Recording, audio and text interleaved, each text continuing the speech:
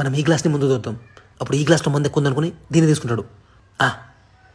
మావా దారా కూర్చో తాగరా.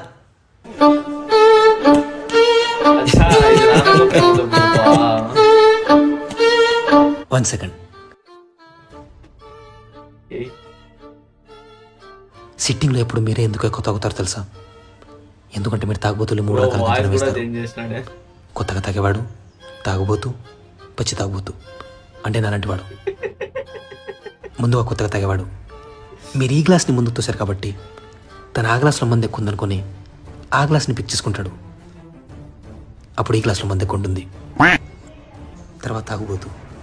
మీరు ఈ గ్లాస్ని ముందుకు తోశారు కాబట్టి తను ఆ గ్లాస్లో మంది ఎక్కువ ఉందని అనుకోవాలని మీరు అనుకుంటున్నారని ఈ గ్లాస్ని పిక్ చేసుకుంటాడు. అప్పుడు ఆ గ్లాస్లో మంది ఎక్కువ ఉంటుంది. సో ఫైనల్లీ పచ్చి తాగుబోతు అంటే నాలాంటి వాడు.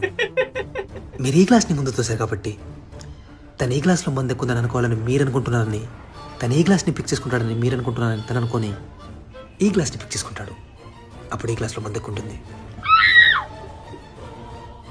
ఎప్పుడైతే మీరు ఈ గ్లాస్ని ముందు తోశారో అప్పుడే నేను పచ్చి తాగుబోతని ఫిక్స్ అయిపోయారు. కానీ నేను ఎలా తాగుతానంటే నాకన్నా పెద్ద తాగుపోతే ఎలా తాగుతాడో అలా తాగుతాను. అంటే పచ్చి తాగుపోతు కంటే తాగుపోతాను అన్నమాట. My choice is this glass.